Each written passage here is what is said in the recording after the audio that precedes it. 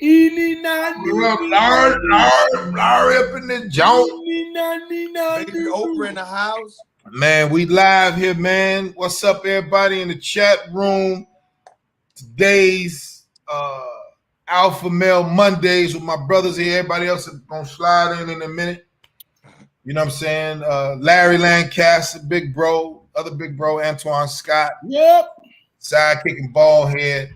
You know, they're gonna slide in a few. Everybody got shit to do and all that type of stuff, man. So salute to everybody in the chat room. Freddie, Chico, Jeffrey, Lovelace, what's up? Tanisha. I know we got a couple more people. They coming in. They coming in? Peter. What's up, Queen Tanisha? Peter. Yeah. So man, I'll just say Freddie, this. what's up, baby? You know, we got some fun today. We're gonna talk that shit. Tasha. That go Tasha right there. You know what I'm saying? Grady Gang member right there. She been rocking with me since I started doing it. Sean Coffee. What's up, big dog? So, man, I'm gonna get into it, Larry. Larry asked me a question about bring him up to speed to my little bro passing. Well, he's like a little brother. Yeah, fuck it, he family. So I just know funerals bring the worst and the best out of folks. Funerals and weddings. All right, but this shit here, those that was, you know, privy to being around him. Some niggas was just there for clickbait, and you could feel that energy. So when Nick Carthan passed, you know what I'm saying? I've been with him every step of the way since he's been in LA. I think it was 2014 that he moved there. Mm-hmm. And then, you know, took him on my wing. Like when I came to Baltimore, Larry took me on his wing. Tyler Craig took me on his wing in Atlanta. Rashid in New York. So I take it real personal. Take it real fucking personal if a nigga be like, yo, you know, Antoine is no longer here, or Larry is no longer here, or niggas is no longer here who I'm close with, and then niggas is looking at you broad. Now I'm already like, okay. You know what I'm saying? So I didn't speak at the at the funeral, because I felt like, you know, there's no reason to talk to these people. You know what I mean? The real family's in New York. So when they actually do the joint in New York, Lord willing, I'll be there. And then I'll, you know, give my graces then. But it was Larry, Antoine, it's like when you see niggas that is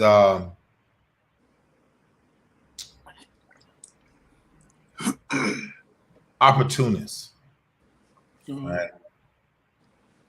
You feel that shit. You know what I'm saying? Like I would feel the same way if any one of my tour brothers transition. Feel the same fucking way, same attitude, same energy, the whole demo. But this one was kind of unexpected. You know, Nick was a health nut, workout fanatic, box, eat the right foods. He got the vaccination. He had the Johnson & Johnson joint. He was complaining about a blood clot. I mean, like you know, his chest was hurting, but it was due to the blood clot or whatever. And you know, and this is things that his mother and father shared with Grady. So this ain't from nobody else but the parents. You know what I mean? Mm-hmm. So it's like, if I'm gonna talk to a motherfucker, I'm gonna talk to who really means something to you. And when I got the call that he had just turned 39. You know what I'm saying? Wow. He didn't break 40. Oh, I'm sorry. He's 40, my fault. And for Nick to try to be the positive dude around the bullshit. Thank you, Diamond. Thank everybody. Larry, come on, it's it make you it make you not respect niggas, especially because it's something that niggas wanted. You know what I mean? Niggas, I felt like certain niggas wanted to get a poke at the broad. Niggas was fucking with his, you know, his energy. And it was crazy. If everybody crying like, oh my goodness, over here, niggas is, oh my goodness. And then when you see the mom and daddy, you walk right past it. You know? And I just didn't feel the shit. So once the mama and daddy walked over and they just the words were thank you for helping our son. Now you're our son now, you know? And that got under my skin, and then just tears just flew, you know? I was on his mom's shoulder in her bosom like she was my mother, you know what I mean? The father. When I saw niggas not getting the respect call from mom and daddy, I knew they wasn't shit. That's how I judge you. I'll see the elders. You know what I mean? So I tried to be cool because I couldn't stay in that, Larry, Twan, Ball. I couldn't stay in the funeral. The memorial. I couldn't stay in it. The people those that did speak, I knew who Nick fucked with, and I knew who he didn't fuck with.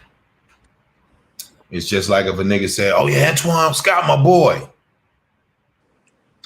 And then I'll just say, okay, what's Antoine's daughter name? Son name? Other son? What's his name? What's their name? If you don't know that, what's the nickname he called his children? How does he feel about his wife? What do he call his wife? If you don't know that, then I know Antoine don't fuck with you. You know what I mean? So instead of me cursing niggas out in the memorial, I just had, you know, I lost respect for a lot of these niggas, a third of them, you know, because Nick had this thing about when I got Real Husbands, that nigga called me like he auditioned for it. Mm-hmm. He was that frantic, like happy, like nigga, Grady. Nigga, they got alpha male on Real Husbands of Hollywood. I'm just sitting there listening to him. And he just paying homage. Thank you, big bro. I don't know if I'm gonna talk to you again. I don't know if you're gonna bring me on tour. You know, I can't wait to I get the chance to see Paul Head, and I get to see the guys because when we brought the tour to LA, Nick didn't see the tour because he wanted to meet Larry. I told him about Larry. He heard the tough shit about Ballhead. He heard about the funny shit about Antoine Scott, Tyler Craig, whole movement. So when the nigga lit up, because I got Real Husbands, when I get a commercial, when I brought the tour, you know, he was just like, yo, nigga, that's how you stay flat, 10 toes down, nigga. You brought Larry, you brought Antoine. That shit hurt. That shit hurt. Because I knew he was a daddy. He's crazy about his daughter. He made me godfather of the daughter. You know, when the shit that he went through. It's just like any nigga that you fuck with. That shit gonna stay with him, you know. We lost Tyler. And it's almost like I want to distance myself from niggas because I don't want to get close because I don't know if I'm gonna lose none of y'all. You can't do that. No, I know. You know, let me tell you something. I came in and out. Yeah. You know I love you, nigga. And this is man shit, this is grown shit. You know, through the course of time, I've lost so many niggas. That's why I created the comedy over depression thing. Because people don't understand, a lot of people don't understand depth. And the fucked up part of depth is it's a serious part of life. Mm-hmm. We see each other. We fuck with each other. We know each other's kids. We do this, we do that. We kick it, we hang out. It's life. One day, one of us ain't gonna be here. But the main thing I need you to understand, because it hasn't affected you like it affected me, but it did this time. It did this time real hard. And it's a public thing that nigga would have never wanted you to be in this emotional state. This is the only emotional state that a man should be in about another man and understanding. We love each other. All we gonna do is we gonna crack jokes. We gonna talk to each other. You know, I call you, and I know you've been fucked up because I've been trying to call you to tell you it's cool. It's okay. Yeah. It's okay to not want to talk to nobody. It's okay to not want to speak to nobody. It's okay to not believe this shit. But we men and that shit about a motherfucking man supposed to be hard, a man ain't supposed to cry. Man, fuck whoever said that. Yeah. You gotta understand, when it came to Tyler, I was on the phone the night before. Right. I called Tyler, he's like, nigga, you been in Atlanta, living in Atlanta all this time, and you ain't came to kick it with me, blah, blah, blah. I'm like, nigga, I've been ripping and running and trying to make it happen, Tyler. I don't want to fail. He said, when you get your ass back to Atlanta, we going to dinner, we linking up. Nigga, I woke up on the couch at my sister's house in Atlanta. You know, first thing, I don't know, we so tired of our home. We wake up, I'm looking at Facebook, scroll, this before I even brush my teeth. I wake up, I know Tyler was on child support. You know, we had a lot of child support issues. Me and him talked about it together. I looked and I seen, and Tyler did not post a lot of his shows. So when I looked and I seen, I saw this nigga got a show. He posted. I read the motherfucking comment, got up, immediately called Jackie. Because I said, somebody lying. I just got off the phone with this nigga. But do you know what's so crazy? It's always like that. I just got off the phone. I just seen it. That's why every fucking day when you see one of your friends or one of your homies, don't give a fuck if it's a man or not. When y'all party, hey nigga, I love you. Yeah. I love you. Yeah. It's no shame in being hurt about this, man. It's no shame. It's no reason for you to hide. It's no reason for you to speak how you want to speak, man, because this is life, nigga.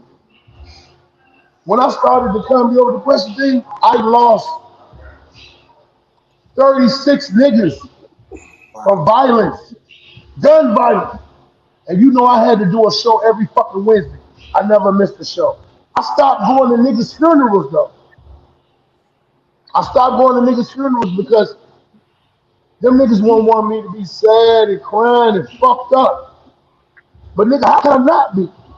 All I'm gonna do is, if I know your kids, every now and then I'm gonna dump something off on them. I'm gonna show them I love them. I'm gonna let them know, hey, you got an uncle over here. Right. You got a friend over here. Ain't shit wrong with none of this, man. This is what we deal with. This is how we get stronger. I think about Larry. If my motherfucker say about Baltimore, I think about Antoine. I think about you. I think about all of us. Yeah. Tomorrow's I promise. That's why we got to make a motherfucking impact while the fuck we here. Shit. Nigga, do you know it's a lot of hoes at me because mad at me because I just got married? I'm mad. I'm mad. Look at that. Look at that picture. Can y'all see that picture? Hey, And you see what I'm doing in that picture? You see You it. see it. Yes, You see it. You see it. You see it. And you know I congratulated you on Facebook, but congratulations, man. Good shit. Good shit, yeah. And motherfuckers is wondering why. I said, man, I'm 51 motherfucking years old, man. I survived a lot of shit. I survived death 5 times. My son came to my motherfucking shit and said, hey, Pop, I'm not mad at you, man. It's one of my sons. He said, I had to realize that you was a young dude. My mama told me all this bullshit about you. You was a young dude trying to figure it out. He said, that's what I am. A young dude trying to figure it out. Met my grandson, man. Or one of my sons for the first time. Kicked it with him. And nigga see me and looked in my face and was like, hey, you look familiar. That's one of the joys of all of this, man. Real shit, man. Yeah. So I need you as my motherfucking friend, my nigga, to shake yourself, man. You a bull, nigga. Shake yourself. Keep pushing like that nigga would have did, man. I give myself 3 days to mourn on anything, and after that, I'm back to this joyous shit called life, because you never know when it's gonna go. You never know when it's gonna go, man. Yeah, I think the funny thing about it was, you're right. That Nick would always see the good. And I was, even with the shit that happened with me and Dude, he was just like, man, play that like how you been playing it. Like, use your talent. Like, he never chose sides. He was just like, that's my friend. Grady's my, big bro. And from day one, when I, just showed him what not to do, he did exactly that. So you're absolutely right. I think when he was going through his shit, and then he would come over, and then we would, link up, and I would talk to him. That nigga never once complained, because he was like, "Great, that's why I get along with you, because you don't complain." And I was like, "No, I'm a Taurus, nigga. That's in our zodiac. We don't complain about shit. We just deal with it." But I think what happened, y'all, was when I got the call, that was different. Because it was early. It was like nothing's wrong with him. Even with the Tyler shit, when Jesse and Marlon called me, and then me and Ballhead talked, and then I called Jackie, and then you still remember that scream. I still remember that. And then it was like that with Rashid when he passed in the crib, and he wore the 37 Deep clothing line, and that's how old he was when he passed. You know what I'm saying? Omen shit. And he had already said he ain't gonna live a certain, past a certain number. He never said the number, but he had already, when I moved to New York, and he was like, nigga, how you pay rent, don't bomb in New York City. And you got the whole basement apartment to yourself. You know what I'm saying? That's Rashid. When I got to Atlanta with Tyler, and then once these dudes that was there, and I was like Ballhead, and I was like Larry, then Twan, I'm like, then Sidekick called. He was like, "Yo, nigga, I want to say I love you," and I was really, trying to distance, because, like I said, I still ain't got over my father's death yet. You know what I mean? When you don't really get over shit. You don't get over it. But I think what I did was I took the anger, right? Because it was so sudden. It was like just sudden. Rashid was sudden. Tyler was sudden. Nick was sudden. Daddy was sudden. I'm like, nobody had any health issues. Nigga's gonna make you, it's gonna make you. I'm gonna ball my fists up and ready to, like if that shit would have happened. But like this, if that shit would have happened, how I responded, like it was one nigga that got it, and we get on with the show. I mean, do what you got to say. It took me 3 weeks to perform after my own man's passing. Daddy's favorite holidays were Memorial and Christmas.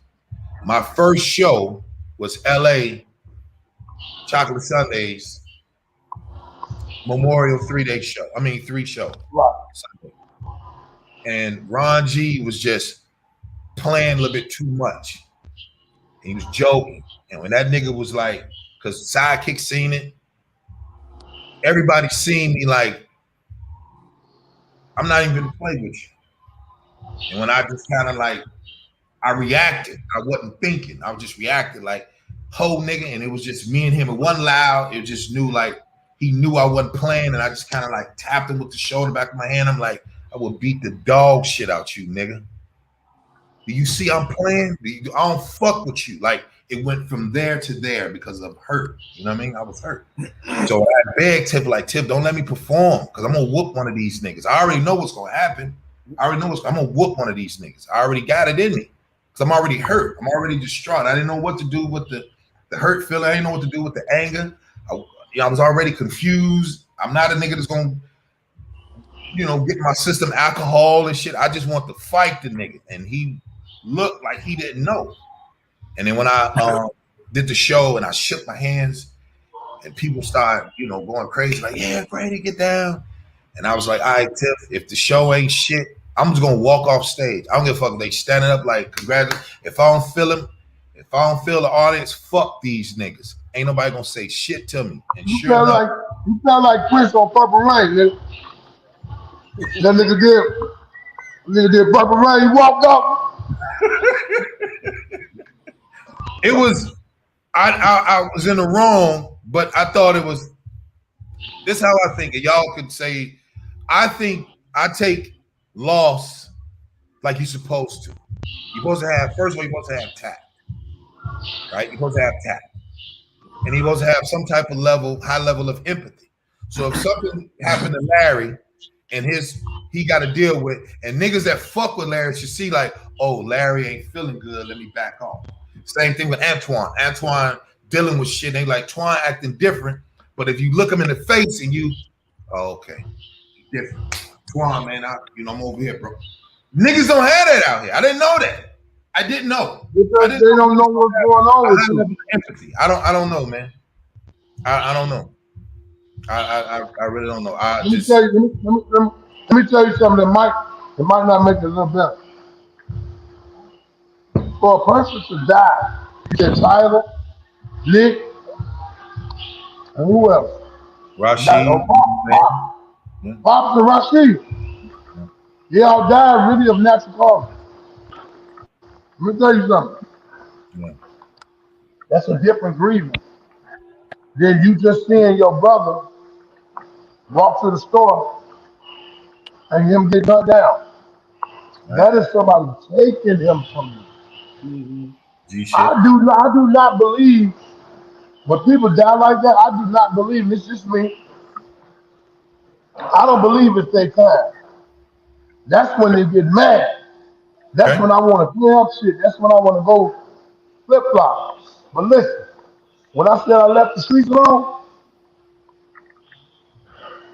I had to leave all the emotions from the streets alone. Because you don't understand, you know all the people I just said that killed from gun violence? Do you know how many of them I want my lick back from? You know how serious that shit was with me, with Man and Whoopi. It was my two nephews. Antoine and Larry, I raised them. And I raised them to do better than I did, and they were.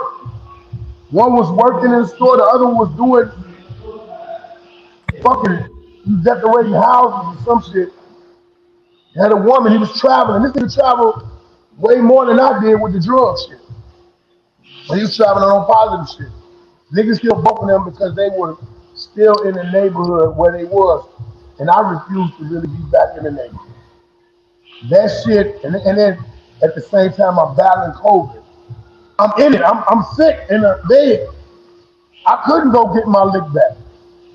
And nigga, I wanted to. I didn't give a fuck about this career shit. I wanted to. And it's guaranteed I would have got caught up. But God put me in that position so that I couldn't. It's a lot of things that, man, we could be fucked up about. I believe that. But life and making the changes for what we made, us as comedians, it's fucked up to say, but this is our job to make people laugh even when we want to cry. Mm-hmm. Them audience members, like you said about dude, what's the comedian you said? He don't know. Oh, don't do that. Let me get another piece of that you got right there, brother. Okay, all right. You got some good ass pizza back there. I'm hungry. Always. Hey, man, it's my time to eat, man. I got jam. I eat in the night. The last time I eat. Oh, thank you, but you know, it's crazy, man. And I done lost aunts, I done lost uncles, I done lost a lot of motherfuckers on the health situation.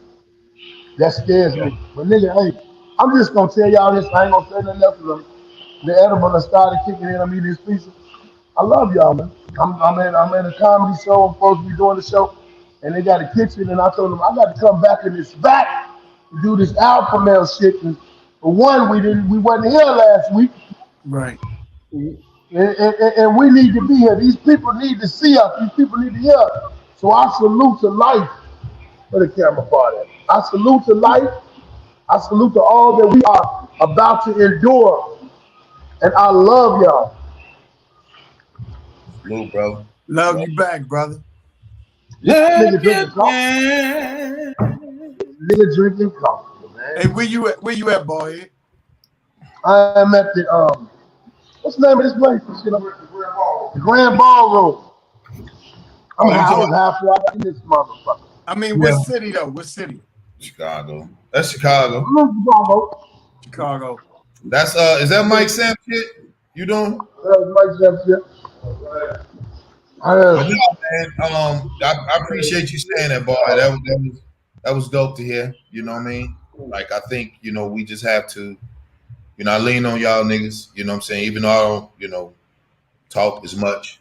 Like, we joke a lot, but I don't really do no talk. Even though Larry said something that was profound, he was like, Grady don't deal with what you say. I don't deal with what Death Well or something said. I said emotional shit. And yeah, emotional shit. I said make Grady be acting like he melting and shit when you do that. No, look, it was like when I seen his mother, and his mother is Trini, so she said, "Me, I'll come." Mm-hmm. She just did like this when she hugged me. It was, you know, it was every. Just say you cried, man. Ain't nothing wrong with you crying. I'm trying to find a good word for it. But that's yeah. But you cried. Hilarious. Let it out, man. But I'll tell you this. Ballhead to be here on the 29th. Ontario, December. Me and Antoine. We're gonna rock out. Hopefully, Larry, you slide down when we do Philly. We're gonna do that on the 23rd in October. Larry got shit jumping, Ballhead got shit jumping. We all got shit jumping.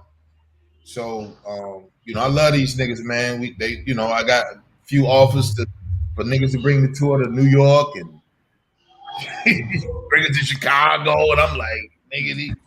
So it's good that we do this. It's good that we do Alpha Male Mondays. It was one company wanted to actually bring the tour and bring Alpha Nation there. You know what I'm saying? I was like, really?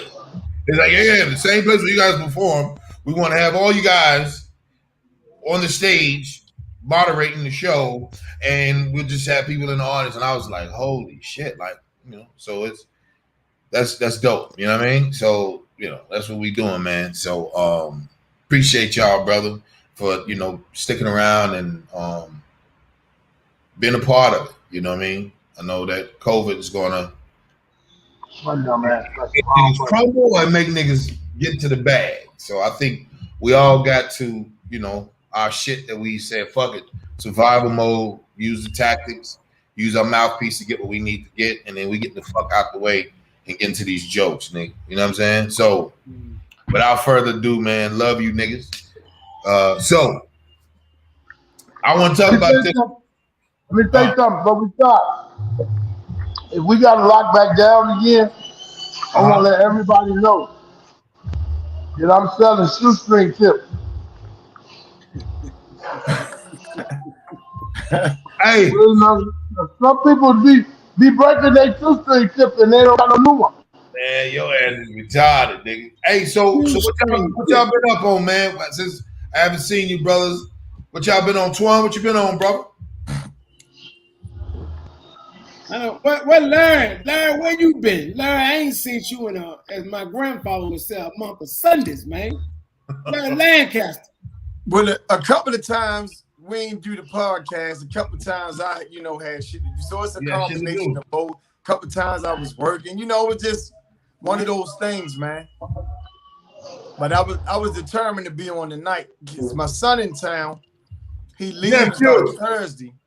Okay. So I almost was like, well, I'm not going tonight, so I can, spend some time with him. But I said, it's been a minute since I've been on, so I wanted to make sure I got on.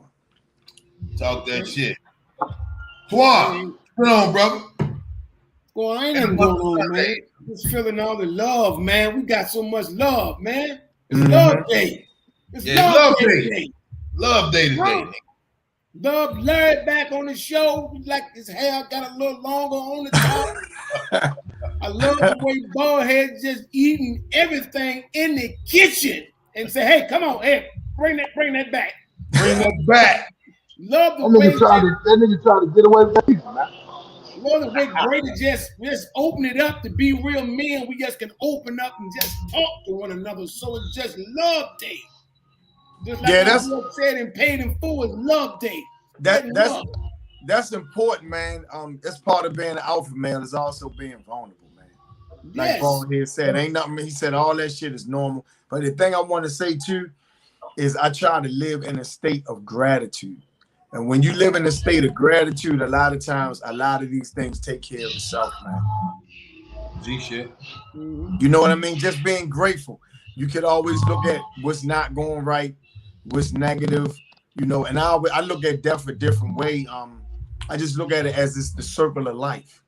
And so just like we live, everybody's going to have a time where their numbers is up. Yeah. And of course, you got to take time to grieve and mourn. But like Ballhead said, man, at some point you got to get back in the race, man, and live your life because it goes on. G-shit. Ballhead, I know you out there humping and working, nigga. What you been on, nigga? I I've been on shit, man. I got married to a girl I was fucking with raw for a little while. It was good.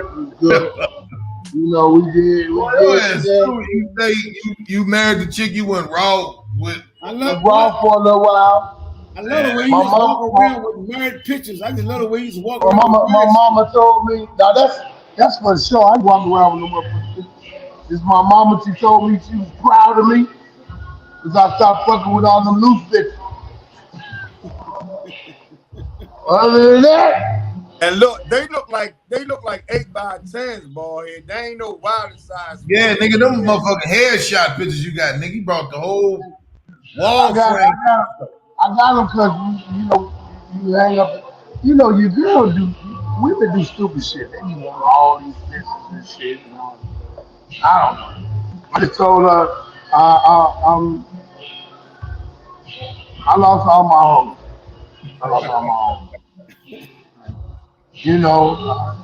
Apologize and tell them, hey, you wasn't the one.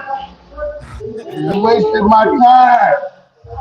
I remember Deion Cole told me, he had a joke, Deion Cole said, how did you get rid of your last chick before you got married? And I said, shit, I just got married. Yeah, that's usually how it goes. Yeah. Facebook got rid of. Hey man, so, and it ain't no rhyme or reason how we get rid of them. How you get rid of them, you just get rid of them. I get it. So, I'm 51, man. I'm tired of that bullshit, man. I need to be calm. I want peace in my life. I don't want to be an old nigga that got 60 years. Thank you, everybody. That got 60 years because he can't take it. I've been to kill one of these motherfuckers. They don't even understand that I'm for real. So I made a decision to have peace in my life. To have peace. You know what I'm saying? So many females is garbage, man. When you get to a certain age, hey man, I did everything. Fuck the loose bitches, church bitches, gas station work bitches. Unemployed bitches, stimulus bitches, all of that, man. So, thank you, Ron. And I'm sorry if there's anybody that's in the Alpha Nation that wanted to make sweet love to me. I'm sorry.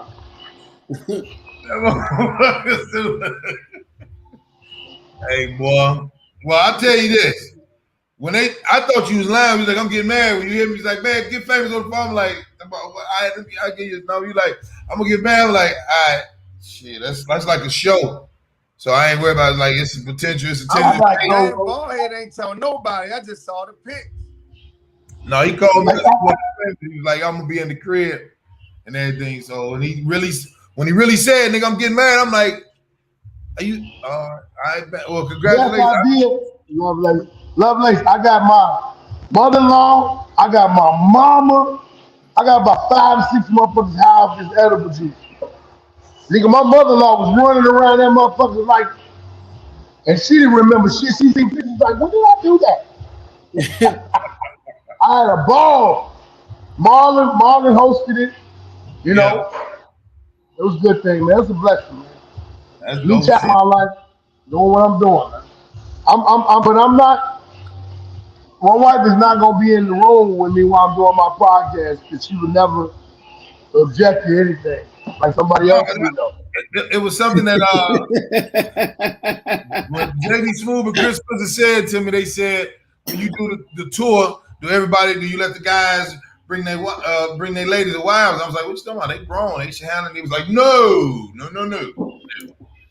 When you start to build that, and then niggas and you guys and popularity and money and other bitches come and be like, I know Larry, I know Antoine, I know Ballhead, I know Sidekick. I think that's it, right? So he was just like, no, you want to make sure that he was like, Kevin, he don't play that shit. Like, hey, leave you at the house and we come back with the bread. But all that bringing, I was like, no, everybody is good. It's like, no, nigga. It's going up under your name. It ain't going on them niggas' name. I'm like, yeah, I was, tour member of Alpha Comedy. I was just sitting there listening to the stories. They was like, look, nigga, them motherfucking bitches is show up at your door. Like, we are rookies, right? We are rookies. We done got in the NBA. And then the tours, we doing Madison Square Garden. This bitch is walking up in there like, hey, it was like, what's she doing here then? Who was this? And security on the floor. So it was funny, man. It just being on the set of Real Husbands, he was just saying like, look, nigga, to keep it. Even Nelly breaking bread with me was like, dirty, you don't want none of this. You don't need to be careful, that type of shit. I was like, what y'all mean? Like, what y'all talking about? Larry, you know damn well you ain't gonna let no chick if it's hold on, hey, I'm at work, bitch. You ain't gonna, you know what I mean? Like, I'm at work. Like, get the fuck out of here. Like, we not no young niggas. We not no old niggas. We not no old niggas with a young man. When Bernie them used to be on the tour, his comedy, them niggas log out to the room and play poker. If I'm gambling, I ain't thinking about no bitches. Yeah, and that's the other thing. Then Grady is. I'm bringing my plate. Like Ballhead said, we all done that, really. True. You know what I mean? And so it's kind of like you find yourself cats like, yo, we going to the club, we going. You're like, man, I'm going back to the room and go to sleep, man. I'm going home. You know what I mean? Forensic Files, first 48. With $20,000 in your pocket, you tell me I'm going back to the room. I'm going. So it's like, when we first got into this shit, it was like all the things that came with it was exciting, and you it wasn't just performing. You had to go somewhere and unwind and de-escalate and blow off some steam, and you was the chicks and all of that shit. Now it's like, come on, man. We here to do a job. We got the camaraderie going.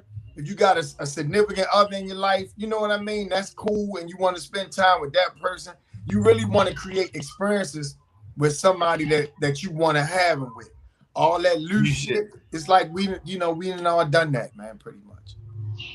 So it's really not the same desire and need for that. It's almost like you look at younger cats and you like, I remember when that was me. Hey, the fact of the matter is, be an alpha male. Women come to you. Right. All day.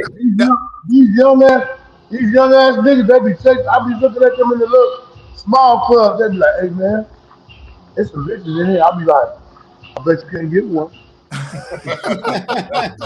You was interested. That is definitely you, nigga. Then they dumb ass straight off.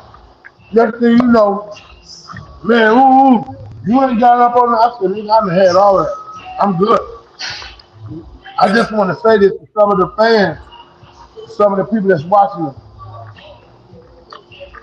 I done, where the camera is, right? Okay. I done put some of y'all women off these jokes. No money. The other thing is, it's management. You know, if you're gonna play, you gotta manage all that shit too. Yeah. Yeah. He shit. And I think it's you know it was good for niggas to even acknowledge, you know, these niggas are, you know, well within their riches, and they like, yo, nigga, we seen the merch, we, you know, over here, and everybody's like, yo, that's Grady, you know what I'm saying? For the OGs to be like, yeah, nigga, we see it, and they like, oh, I know him, I heard of him, I never met him. We know Antoine, you know, it's like that type shit. So it was everybody know the police. Everybody know. Everybody know that's your fifth slice of pizza too. That's your fifth slice. And it's my last fight.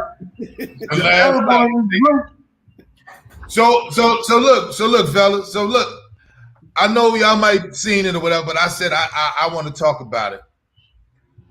The Atlanta rapper Germ watches his girl get abducted, and she was killed.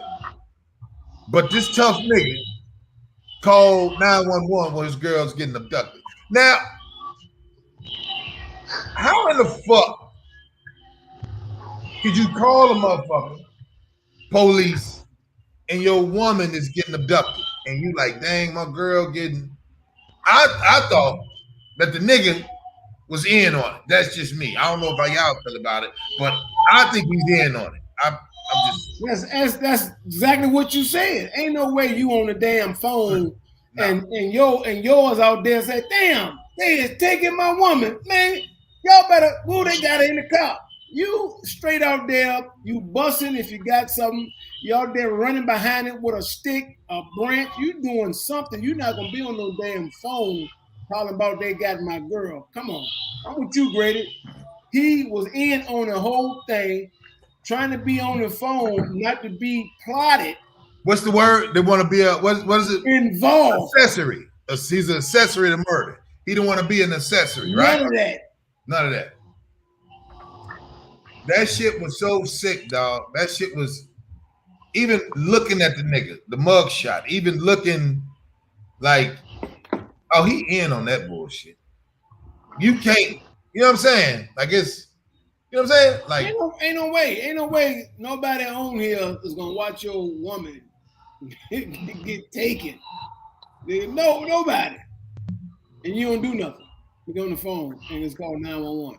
Now I know it's some niggas in the chat room probably like, man, I wish somebody would come kidnap that problematic bitch I had back in '94. I know it's a couple niggas that be like, but nothing bad happened to the bad people. It's always the good motherfucker. Did I say it right? Miss accessory, you know, to the whatever. But I think that was the lowest shit I seen. Like during this COVID shit, I've seen the worst in motherfuckers. I've seen, you know, great things, but when you see the worst shit, you be like, damn. Like, damn. He wasn't even breathing hard on the phone with the 911. You on the phone talking calm. Man, they taking them. They is right? Right now. You ain't, man, y'all come save me. They got my, he ain't doing none of that. You is calm. The motherfucking Karens, nigga, they had an all-time high, nigga. I'm just letting all the Karens know, if y'all in here, I'm probably gonna be the worst nigga you ever dealt with. I'm probably gonna cuss you the fuck out, call you all type of, you're gonna be all that I want you to have that day. You know what I'm saying? Because I think you can't use love with demons. You have to fight a demon with a demon, and that's people's problem. I think everybody try to deal with a demon with love. Right? So you bother, you try to sit there and talk nice and all that. That shit goes out the window, man. I mean, do y'all agree? I mean, because I think you fight a demon with a demon. Because I used to be on the just kill them with kindness, just love on them. Fuck all that. because they'd have never changed them. You know what I'm saying? So you sit down, hell, the Karens even come to your door and be like, take the flag off because we don't want your flag in our neighborhood. Even though this is not a home association shit, it's just a neighbor. I don't want you to have the Winnie the Pooh flag outside your goddamn window. Like, what? Okay, here's what I'm trying to figure out, Grady. How we go from Germ and his girlfriend getting abducted to the Karens? Like, what? Did I miss it? Let me tell you, because people don't give a fuck, Larry. I just said it's more negative shit, right? That comes on, but nobody do nothing about this shit. It's just so much negativity, and you be like, this nigga just basically, he done probably had sex with the girl. He said this is woman, and then he's on the phone like, oh my goodness, man, I think, oh, check this out, somebody's really taking my girl. Like, it's no empathy. Motherfuckers don't care no more. You know what I'm saying? And I'm like, I don't even want to see shit like that. You know what I'm saying? Then you go see the Karen shit. Then I'm like, I seen it, but I ain't really paid no attention, Larry. So I just put them all together because it's dirt niggas and it's dirt niggas. That's how it looks. So Karens ain't shit. So you gonna fuck around, go down there to the power plant in Baltimore, and the Karen gonna get in your face and say, I don't like the way his hair is on his head. Can you cut it off? And he be like, hold on. So like, are you talking about the situation? I don't like it either. Are you talking about the situation at the football game with the guy? This Pittsburgh Steelers, right? Oh, I'm talking about that now. Go ahead, Larry. Go ahead. Grady transition. His segue was like, it was like quick. My bad. Yeah, no, it wasn't quick. It was non-existent. It's confusing, motherfucker. I told you this nigga always confusing us. It was quick, Larry. So I had no idea. Good.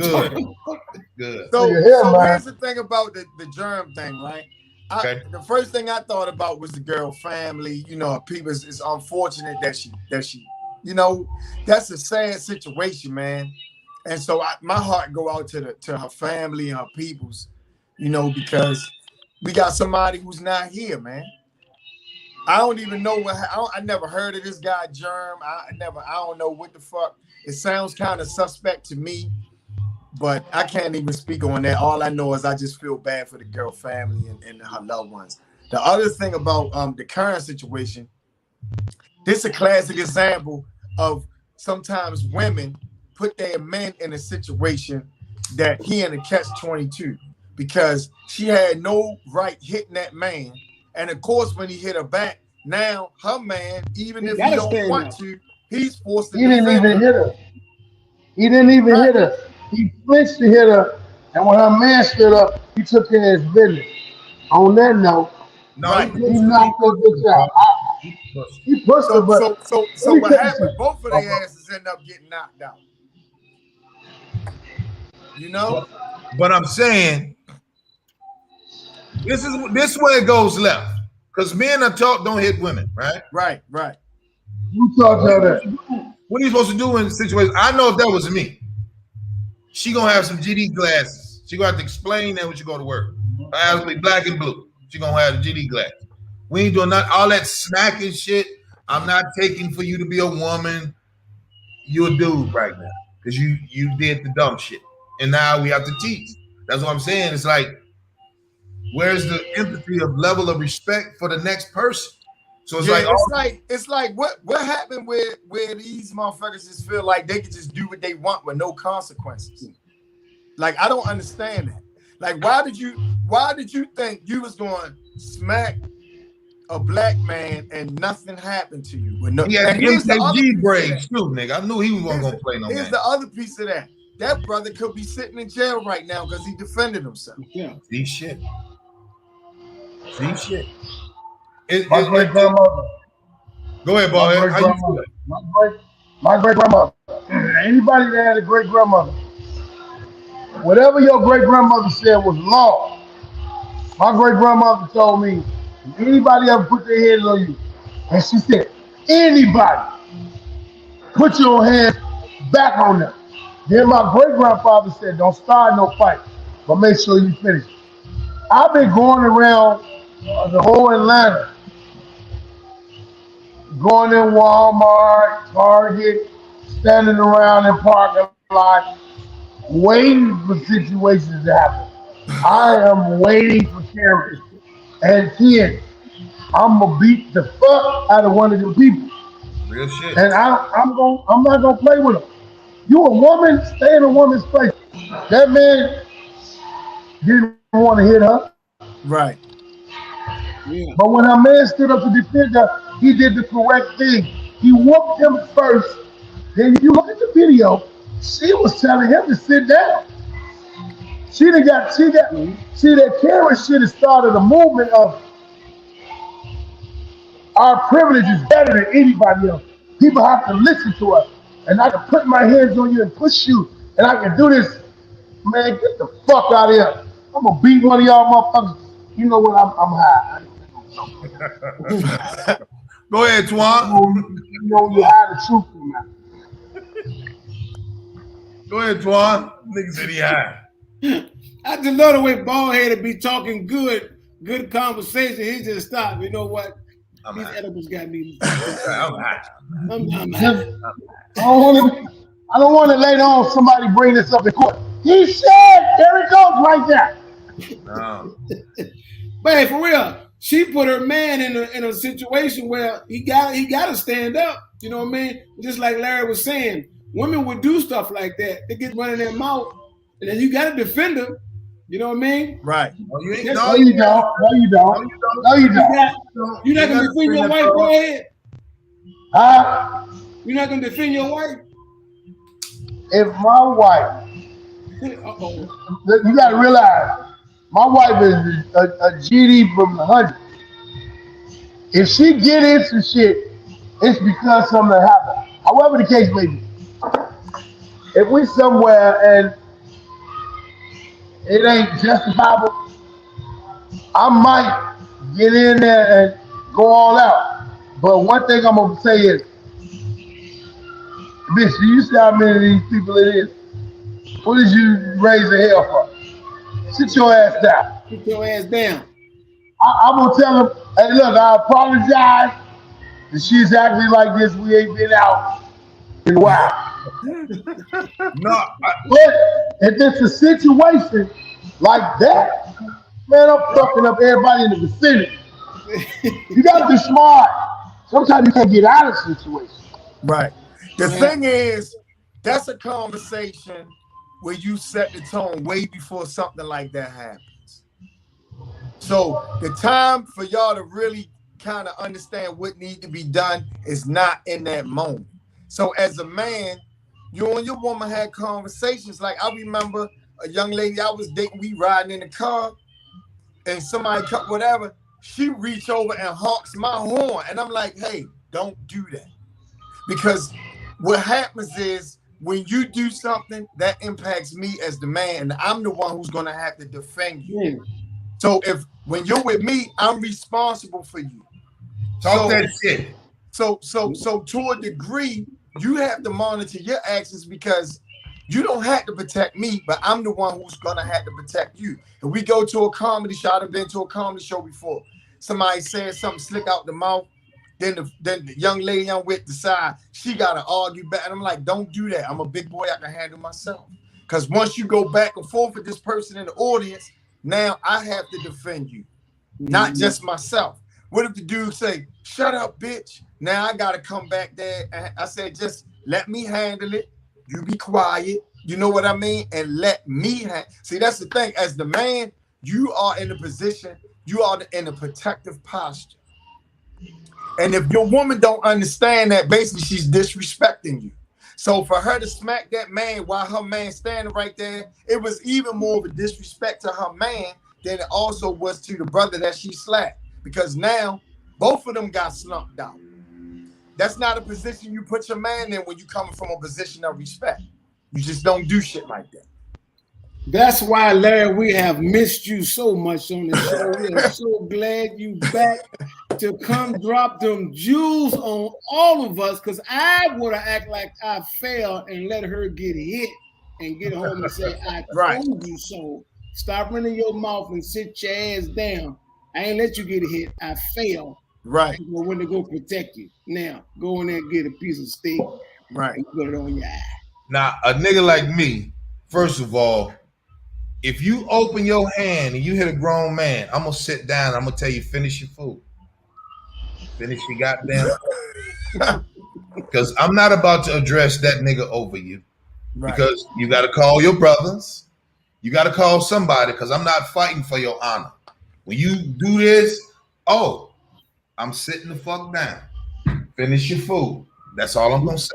And now y'all take that shit over. Because go ahead and put the glasses on, you know what I'm saying? Just like the dude on the subway. Y'all remember when we covered it?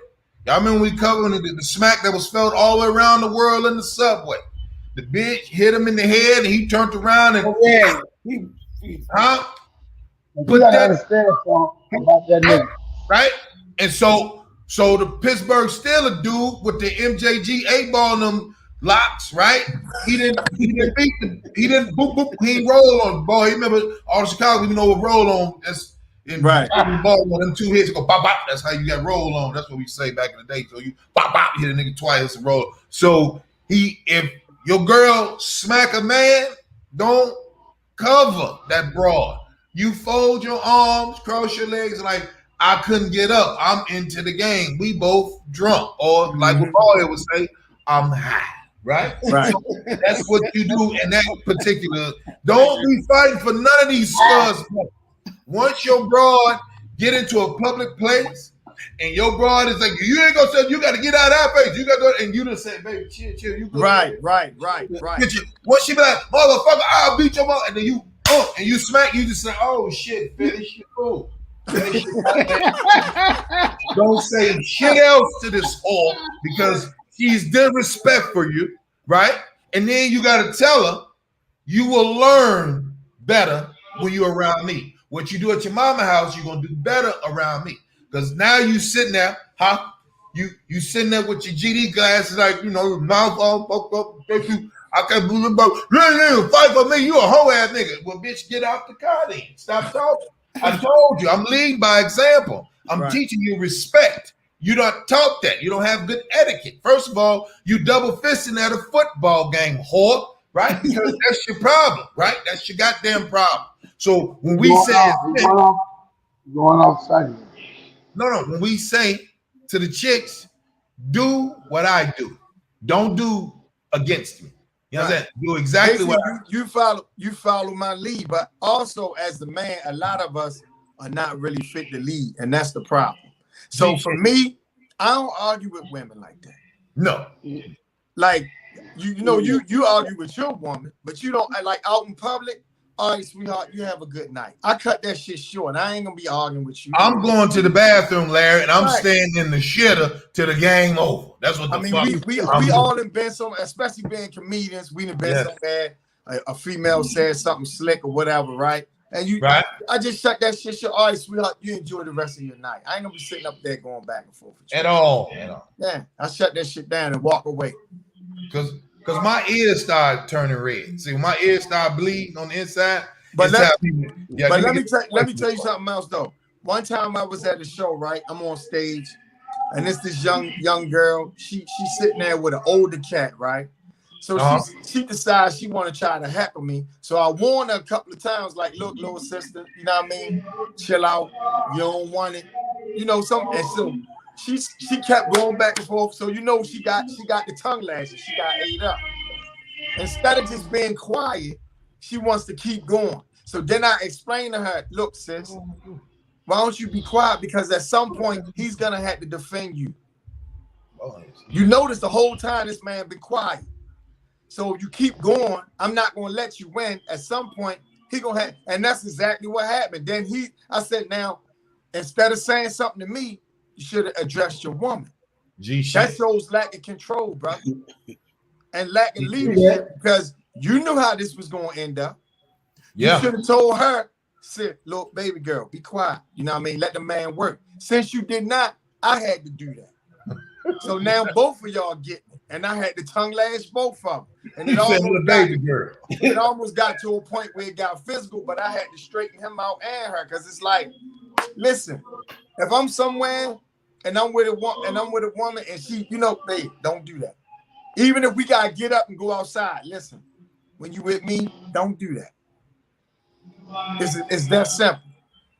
See, you ain't cursing, Larry. See, I think you feel me more because my family curse. My daddy cursed. So when you, bitch, be still in here. Like, you get it more. I know it hurt. I know it's offensive. I know it's just, I know what it is. I know it's. You want to feel it right in the chest. That's it. You want to feel it. Bitch, be still in here. Right? You know what I'm saying? That's it. You're not my child, but I'm going to lead you. You want that shock value. Yeah, because I think it hurts. Great. How you going to combine pimping with the Bible? Because that's what you're doing basically when you say bitch be still.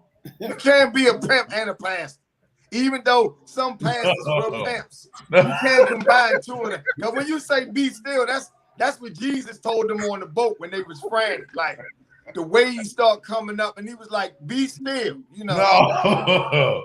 I'm just saying, man. I'm just saying, you put it like this. No, Tasha, because let me tell you something, fellas.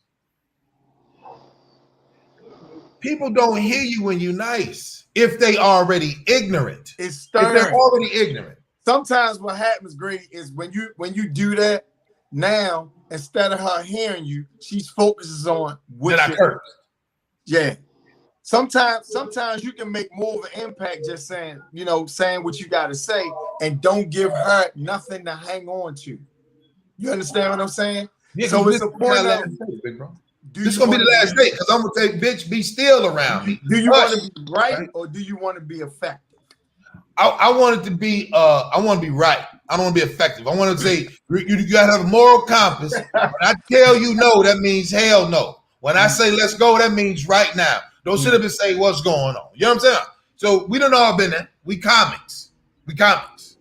So hey, bitch, you think I'm playing with you? You ain't finna embarrass me in front of these people. I'm gonna embarrass you in front of these people. Bring your motherfucking moonhead ass on.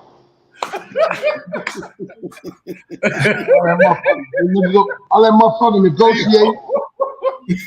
Hey, look. The tone and okay. Now you see the people in the chat. Big Six Chris said it's called delivery. And Tasha say it's about tone and delivery. Now, here you go. Here's the difference. When someone shows that level of disrespect, right? Most of the time, men, we're going to ignore you and walk the fuck away. Okay? That's what I'm going to do. My initial is be like, this is what I'm going to do. I'm going to look. Okay? I'm not talking to you. But when you come and bring the shit back, what did I tell you? Get your ass somewhere and sit down. Trying to talking to him like you. Stop. You come back around. You don't know no better. Yeah, come here. Sit down in here. Because you're not taught right and wrong. Right? For some reason, we got to reteach adults. You know fucking better. When you come in church, don't come in here loud talk. Nobody got to tell you that. So if you sit around, you can't hold your liquor. First, I ain't going to be around no heifer that can't hold a liquor. First of all, you're going to do 2 drinks with me and that's it. But if she drinking beers and shit, this bitch is a nigga. Hey, go to the store and let's roll down and bust this blunt down. That's what you're here for. You're not here for woman shit. You drink Cosmos and Manhattans around me. You don't have double fists and shit. Like, this is not a bitch we, you know what I'm talking about? Nobody's getting naked with you. Well, for me, Grady, I always try to be 3 steps ahead. First of all, if you got that kind of temperament, I'm not going out with you. Gee, shit. So, like I said, a lot of these things take place before you actually get to these moments. Because to have the discussion in the moment ain't the time. Fuck no. You're right. You're right, big bro. I'm gonna assess your character. I'm gonna assess your temperament. I'm gonna assess how you move, all of that before we even start going out in public. So I kind of know, like, and you're gonna know what I like and what I don't like. All of that's gonna be, go ahead, get up. Communicated before we even get to that moment. So it's like you really can avoid a lot of that shit before you even get into some shit like that.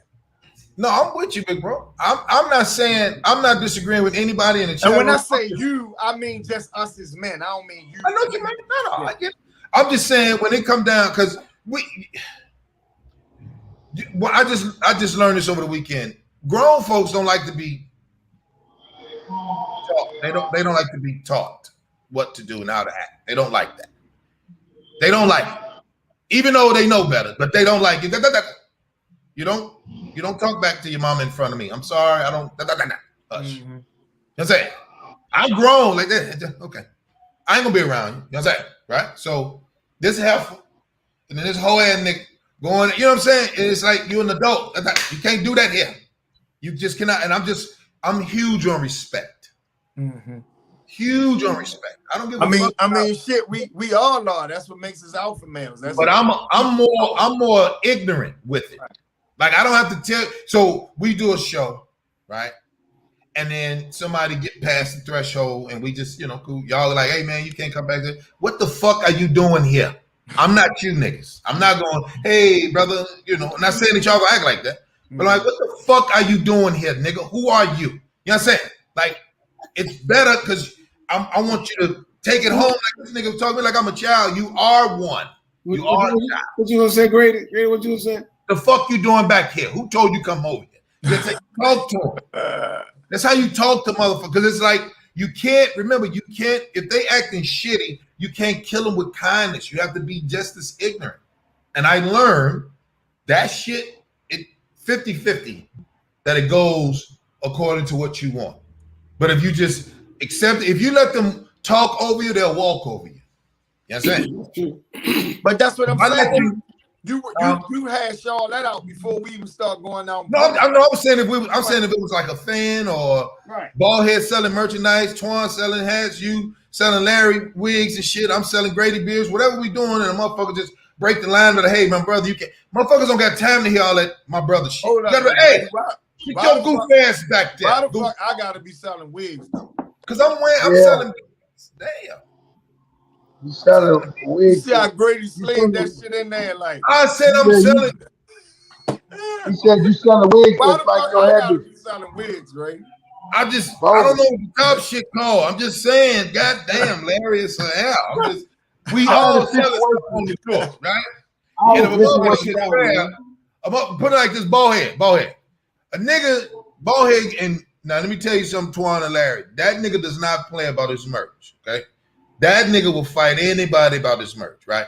So Ballhead is trying to sell his comedy over the pressure t-shirt. Ballhead, a nigga done said, hey man, open that up. Let me see how it fit. Let me see how it look. Ballhead might let one nigga, or he might have the shirt because you a big nigga. I mean, like he might be a 1X or 2X. He already got that already displayed out. The nigga say, no, let me try this color. So by the time the nigga do get to the third t-shirt, Ballhead gonna be like, look, nigga, what are you about to do? Are you buying the shit or not? That's all I'm saying. That nigga not getting to the second shirt. Let me tell you, I had a fucked up weird situation. I was in Chicago and I went to Geno's. It was $10 at the door, right? And they got food and liquor there. I'm in there trying to see my people. I don't got no cash, so the waitress come out. I cashed out the waitress $10. She gave it to the bouncer nigga. Okay. Fat ass nigga. He's sitting there, look like he failed in everything in life, So now this is his last motherfucking plateau. The nigga, I walk in, he sent the other bouncer to come get me, talking about, man, dude want to talk to you. I said, about what? He got it $10. I don't fuck, I'm gonna talk to a bouncer. What am I talking about? I'm already in. So the man got mad and came in and told me, hey man, it's the way we do things. I said, do you got cash here? He said, no. I said, did she give you the $10? He was, yeah. I said, that's how we do it. We make sure it gets there and it happens and you got it. This nigga gonna tell me, man, you disrespecting me. I said, well, fight me then. Well, fight me then if I disrespected you. Because I got you the $10 and ain't no conversation. I said, what it is, you want to scold me like you got a kid. I said, I'm not gonna never argue with no nigga who way more out of shape than me. I said, either I'm gonna beat your ass or tickle you till the lip heat come out. So get the fuck back on that door, sit your lazy ass in that seat, and gonna leave me the fuck alone, nigga. I'm 51 years old. You ain't gonna be telling me what the fuck I should do, and I paid you to come in this bullshit. People be wanting to run you, and when you talking about like women, It's so many women that have ran niggas. When it comes to them meeting a nigga that's real, got his own shit, doing his own shit, they don't know how to act. They gonna see us as the norm. But when we be like, hey, baby girl, I come here, these people like me, we either come to laugh. If that person heckles me, you shut the fuck up. I'm at work. Mm-hmm. Shut the fuck up, because you're gonna make it worse. Women that get pulled over with their man, with the police, they got that type of attitude is the reason why a lot of niggas ain't got killed. Over there. Because this bitch done jumped out. He feel he got to defend her. You got to have your woman that's going to let you handle the situation no matter what. Right. Hey, don't get acting a fool when these police come. Because, bitch, I'm going to tell them, I don't even know how she got in my car. I was hostile. I don't know how she got in here. Boy, I'm so glad you pulled me over. I don't know who this bitch is. Popped up out the back seat and told me to drive her to Walmart. The weird shit is, y'all, we live in a world now where you can't, I don't know how to say the word, reprimand someone even though they out of order.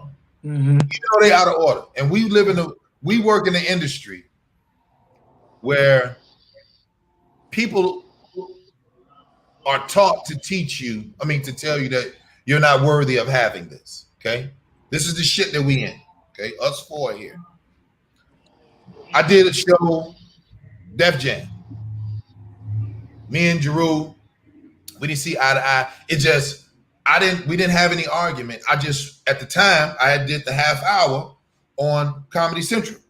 So I don't audition for niggas from here on out. I don't audition for niggas. The top of the food chain is Comedy Central. It's not Netflix, it's Comedy Central for a stand-up comic, right? So he gets in his feelings. Russell Simmons said, no, Ray Grady, you work for me. Ray Grady is taping the show. Done deal. Okay, cool. Do the show. The numbers were low as fuck. The numbers were low as fuck as far as Nielsen ratings were, okay? My episode didn't air yet, but this motherfucking season was cut off by HBO because they like, people ain't paying attention to All Deaf. Mm-hmm. I see the nigga at a mall down by Santa Ana, somewhere, down by Anaheim. He told me he wasn't going to let the show premiere. That day, when I'm like, well, no, I don't audition, nigga. So if you want me to do it, you already know who I am. Just do it like that. Well, no, I want to see your set. No, you're really not going to see my set. I don't audition for niggas. I don't give a fuck who you. I don't audition for no nigga. No nigga stand up. You better ask them niggas who around you and be like, yo, what's up with this nigga? What's up with this nigga? Mm. That's how we're doing it. That's how I'm doing it. That's how I built it up out here. So he got mad because I checked him. Your opportunity is not bigger than Comedy Central. You understand who I am, right? So you do know when I got here, I only auditioned for one show, and that was what? First Amendment. I don't audition for niggas after that. You understand? So I know that fuck with his pride. So when the season cut, HBO said, fuck All Deaf. They don't want to see none of that shit no more. We don't want it. I see the nigga at the mall. Christmas time. You smell? Boom. My kids and everything. You know what I'm talking about? Grady, what's up? My energy with him is, see how bald head looking? That's my energy. Like, what up, Vic? Like, I don't do that. Right? So he go like this. He say, we good? I was like, you know we not good. The check spent. Thank you for the 35, but you know we not good. Mm-hmm. And I had to let him earn the respect back, Larry. Twan Ballhead. I had to let him earn it back. So when he saw me with Alpha Nation and he saw me over the MGM, he like, what's up, Grady? I'm like, oh, you finally came around. And I'm going to always let you know. If you mistreat motherfuckers, you're supposed to let them know like you're beneath them. Once you, because that's the reprimand. That's how they're like, hey, man, you ain't got to handle it like that. No, nigga, you beneath me. That was your problem. Instead of saying, hey, man, this is the guy here. He's one of the special niggas. You put the special niggas over there. I didn't even come with this shit because I'm like, I didn't even want to do the show. They called Tip like, we want Grady on the show, and I respectfully decline. Hey man, get Grady on now. Respectfully, I don't want to do the show. All right, well okay, cool. I say Tip, let's do it. I don't audition for niggas. You understand that? Per words, and then Spike, who love ball head, like, nigga want you to do it. I don't audition, OG, no problem. I love you, and I'm cool with him, but I don't audition for niggas. I know that's gonna rub him the wrong way because I'm not that nigga. So, no. I'm saying all that to say he did the bullshit and then tried to make me feel guilty that I was mistreating him. That's what people do. So, if I came to your house, Larry, or your house, Antoine, or Ballhead, and I come to, Ballhead does his podcast, and I get to taking off the stickers on the wall and the paint, and Antoine, I go fucking with your gun room and your cameras. If I fuck with one of your microphones, and you be like, who in the fuck, Grady? Yo! He says, yo, Grady, what you doing? Right? You gonna go off. Larry, if I fuck with your wigs and shit, everybody, you gonna be going to fuck off. You be like, yo, Grady, what the fuck you doing in here? You know what I'm saying? You're gonna be like, yo, man, what the fuck you doing in here, man? What the fuck are you doing in here? So then if you put me on a straight and narrow, you just saying don't ever do that again. That's all. That's what I'm saying. I just think people don't like to be told what to do right from wrong, and they adults because they figure like, oh, we cool, or I'm fucking. But the problem is most people don't like to take accountability for shit. And when you check people and you set boundaries, then that forces them to take accountability for their actions. So instead of just saying, okay, man, I apologize, I went too far. And we do it a lot in relationships where people tell you, listen, here's what I'm going to take and what I'm not going to take. You got to teach people how to treat you. And that's in business, in relationships, no matter what. You got to, because you can't always expect people to know that shit or expect them to treat you fair just because that's the right thing to do. So that come with knowing who you are, what you like, what you don't like, knowing your worth, knowing what you're worthy of, and letting motherfuckers know, like, listen, I'm not standing for this. This is not acceptable. And if they don't like it, fuck them. Fuck them. Well, Chris, go on the lips. Go ahead. I'm sorry. Because at some point, you doing yourself a disservice. Let motherfuckers walk all over you. Hey, I gotta get up out of here, man. I'm finna go get on the stage, do this shit, man. All So, right, boy, go kill I love y'all, man. Love you, boy. Man. And I was in this kitchen, man. They had the best pizza on the south side of the street. That made you sleep. I'm hiding them up. Yeah, I was sleeping. Like, that's another thing. I can't be sitting there because Grady be making some valid points. This story is so long. And then he'll lose us. We'll be going down the tunnel with him, and all of a sudden he's going to a secret compartment. And we don't know where the that's fuck how I he talk, went. though. I talk like that. Like Grady, I know that. Grady, you know what? That's the left turn on you.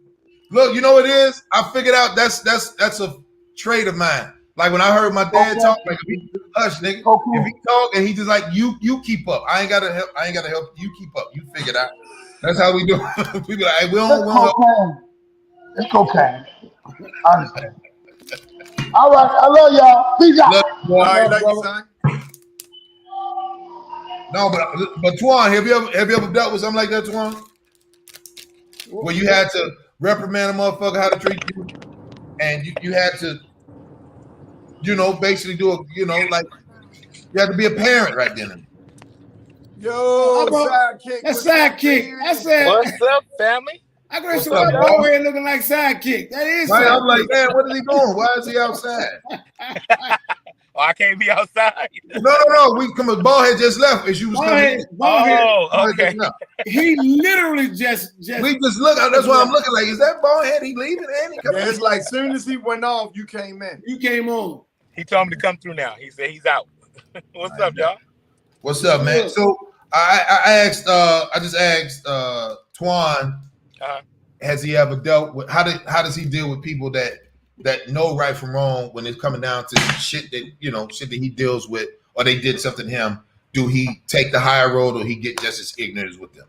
Well, it all depends on how I'm feeling, really. Like say like I'm working in the jail and you got a friend of yours that might be locked up or a relative might be locked up, or a classmate, and they want to call you by your first name.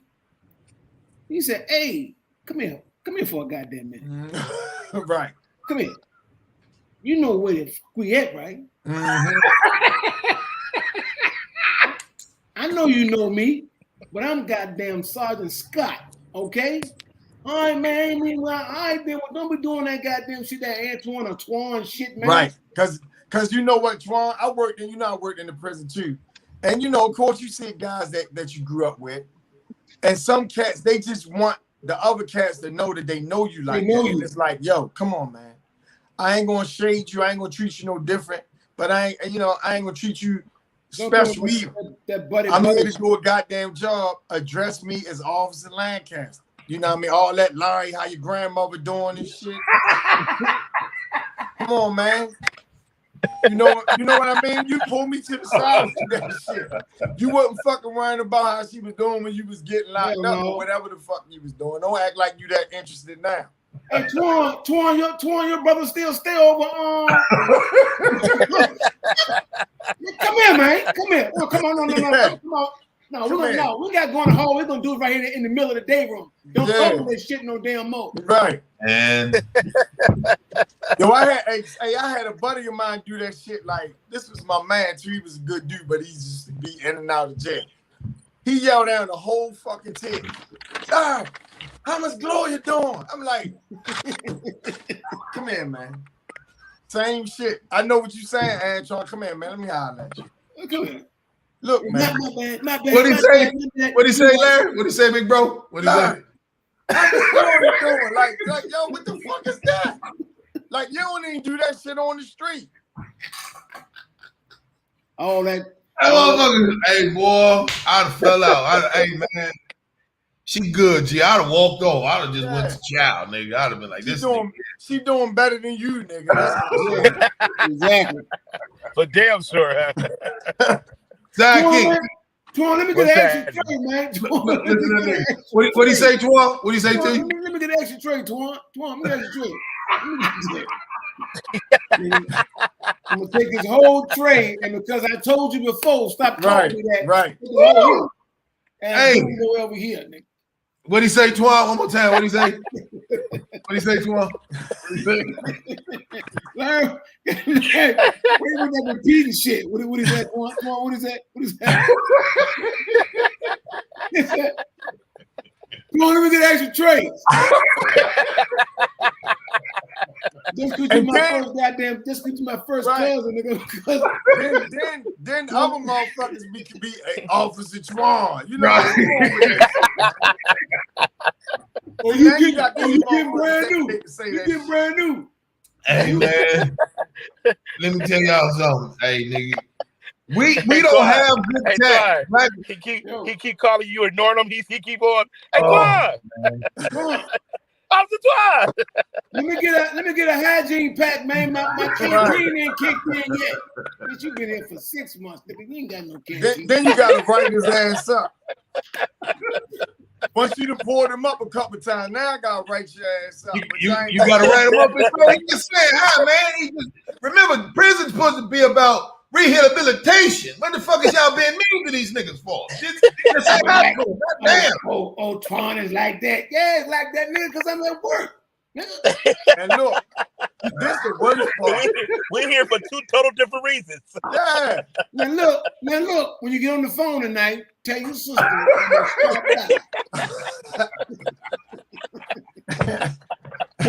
When you get phone calls tonight, I'm gonna stop by. We'll see in a minute. Your sister's still fat as a motherfucker.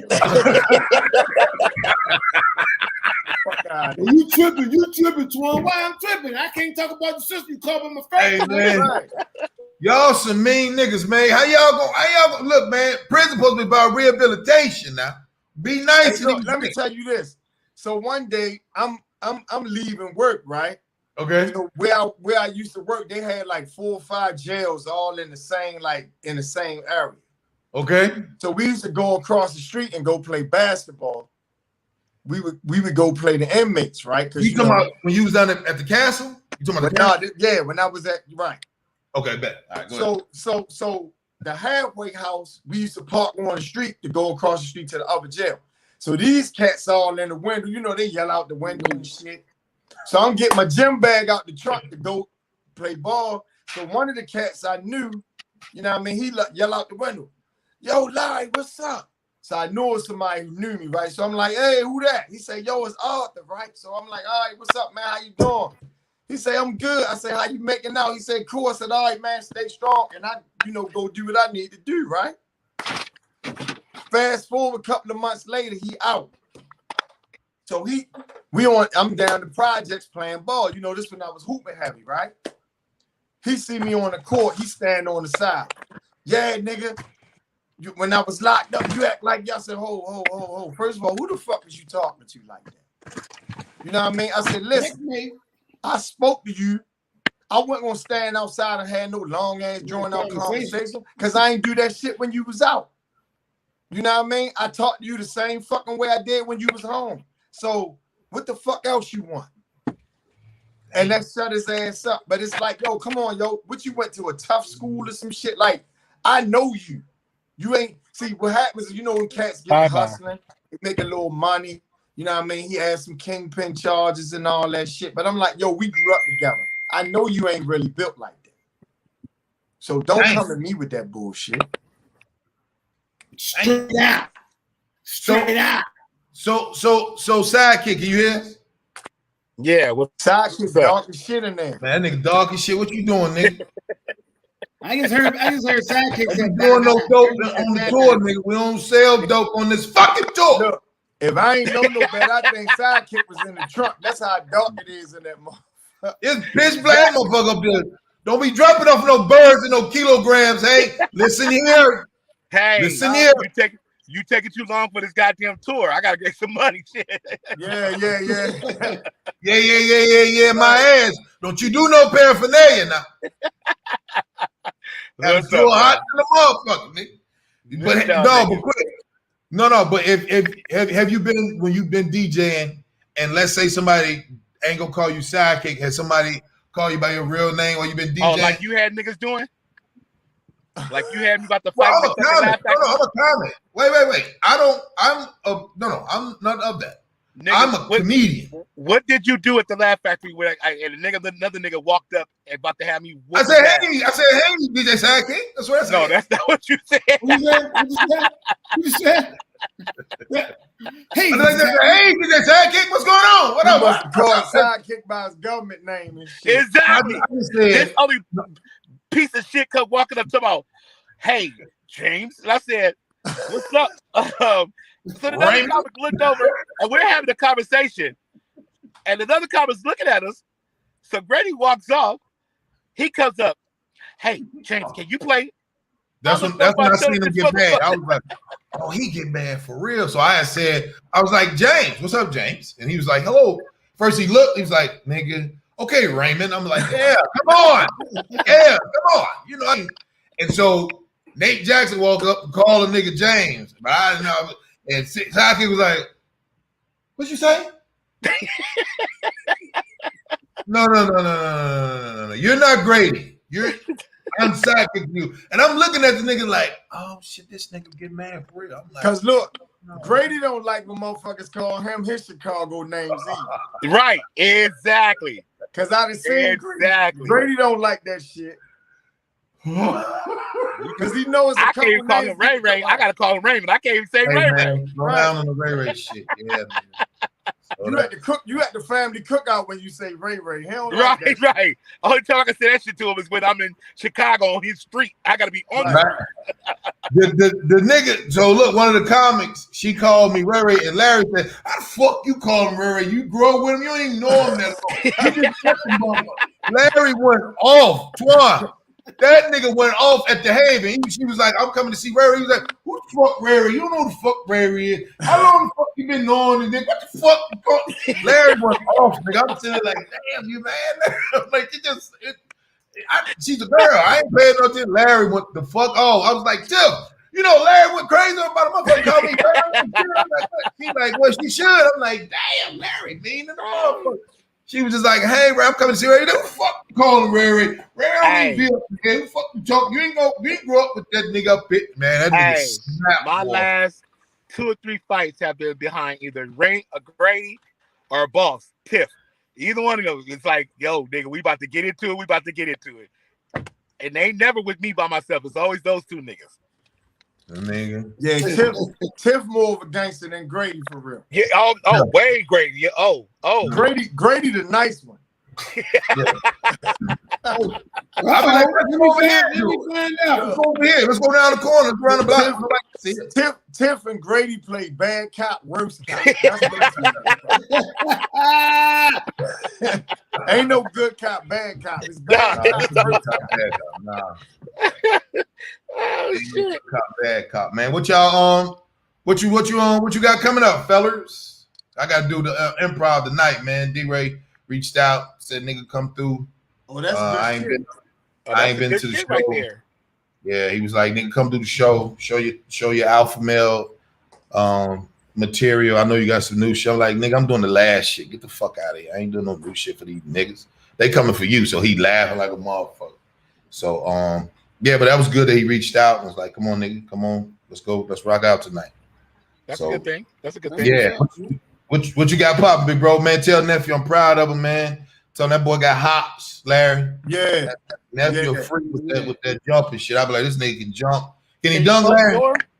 Actually, yeah, he did it. He can't play no basketball, niggas. He can jump though. But he can actually jump. He can dunk. You can tell, nigga. That motherfucker. I seen him do it. He made a little video, right? Sent me a video of him dunking, and I sent him back like, "You still a bum." Nigga, you can't finger roll, but you can dunk. Get the fuck out. Hey, I'm gonna tell you. I'm gonna tell you.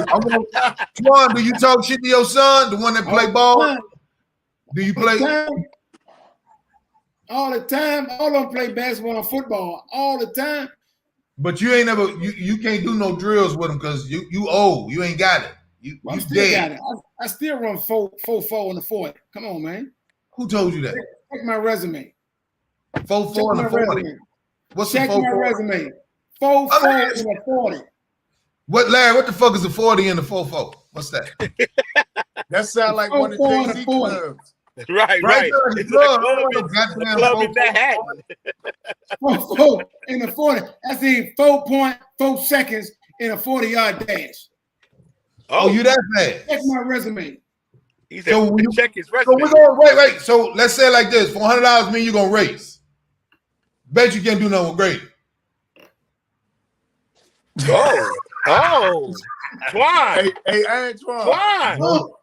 He gonna be like checking your resume, when he fucked up and tried to race Michael Vick.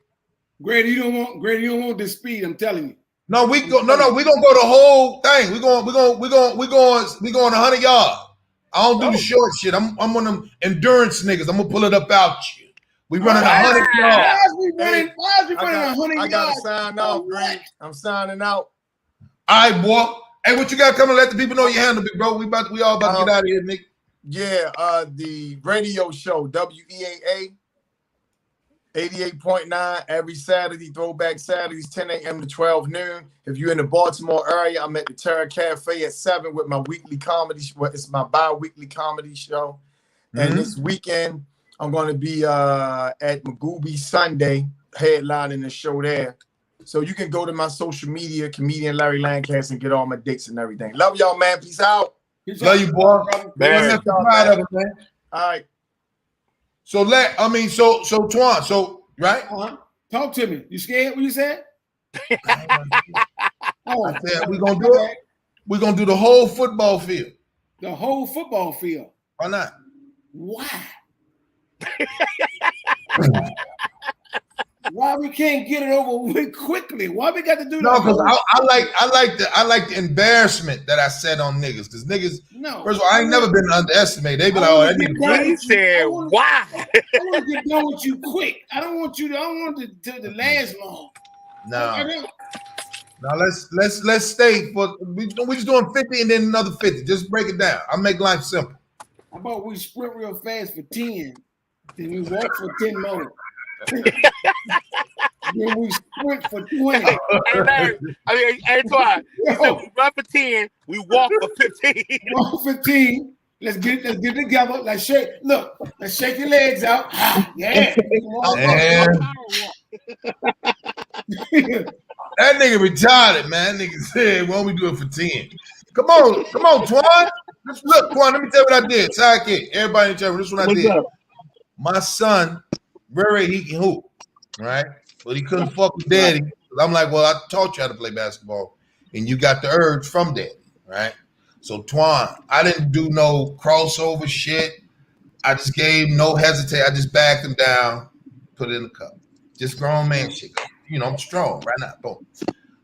But when that motherfucker started jumping out the gym, I was like, I ain't playing against my son. He's on my team. You know what I'm saying? Right?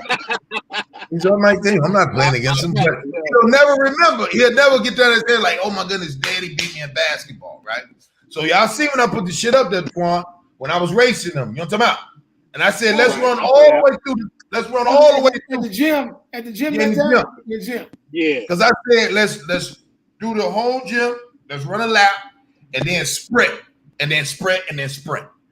My kid's like, something wrong with you, Dad? Like, no, you for me. It's endurance. We ain't with that short shit. Life ain't like short, nigga. Yeah, we gonna run 8 yards, Negro. Backslide for 4. That's all you get. All you get. Man. Now I'm gonna tell you. Now out of all 3 of my boys, son right there, my boy right there. Now can't none of us beat him. He fucking Dennis Rodman. He'll run all day. Like I'll say, let's go from end to end. We do street pole to street pole. We do that. But that one right there, the oldest boy, he'll be like street pole on the 10, get off on the 4-5. He gonna run all. He Forrest Gump. He got huge amount of wind. I'll be like, all right, baby, shit. Now that's it. Now we got ass. Shit, we running through we all got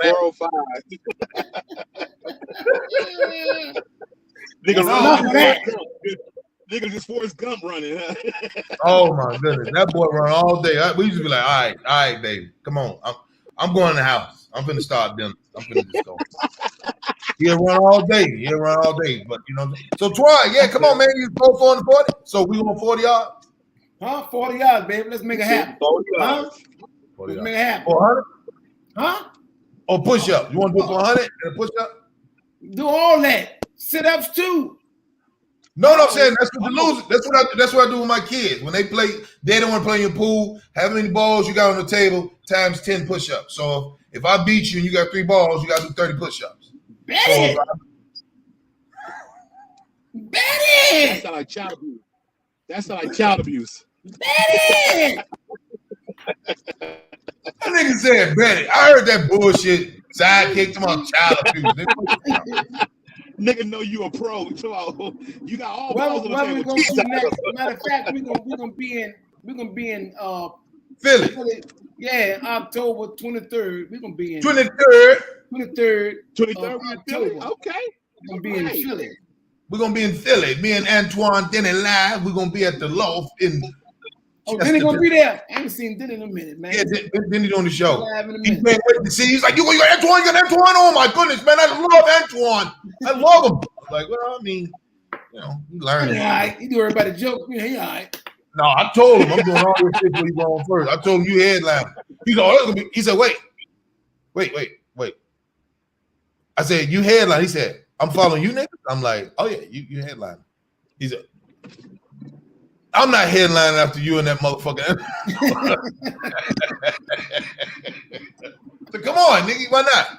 But no, we're gonna be at the Loft. Me and Antoine Scott, the cop, we're gonna be at the Loft October 23rd. Me and Ballhead gonna be in Ontario September 29th.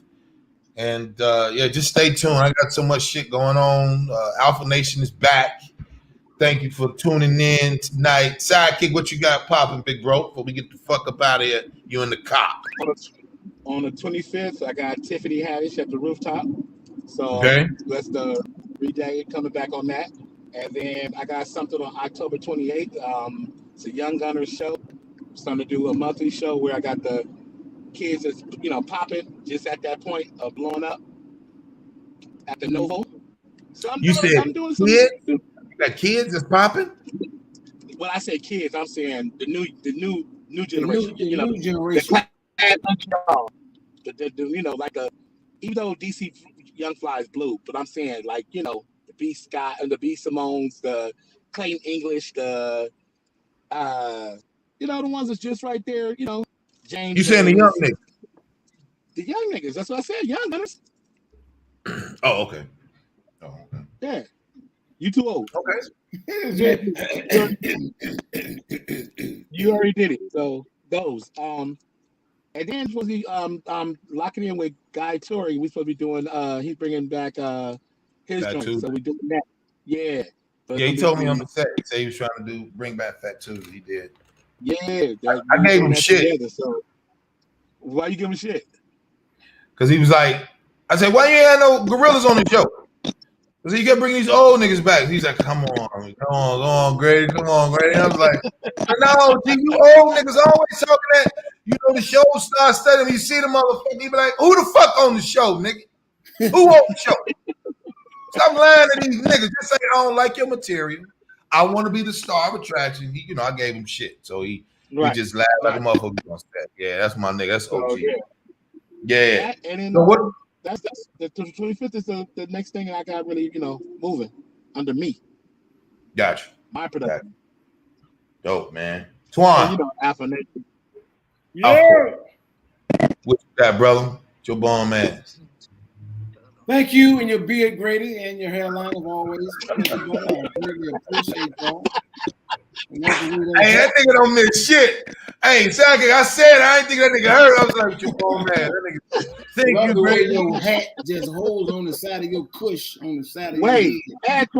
Antoine, I want to know why you gotta be Antoine Scott the cop. Why? I have John got to be a part of that. I have no idea. It's like the cop all the time. The cop. The cop. Yeah, well, Boy gave him the name. Shit, you the cop. We did that to Timmy Hall, and we did it to you. Like you the pig. You know what I'm saying? Follow me on all my social media, man. Comedian Antoine Scott, the Antoine Scott on Instagram, Twitter. The cop. You keep forgetting leaving out the cop, motherfucker. Put the cop in there. I was trying to be serious. The cop. Got your head in like you know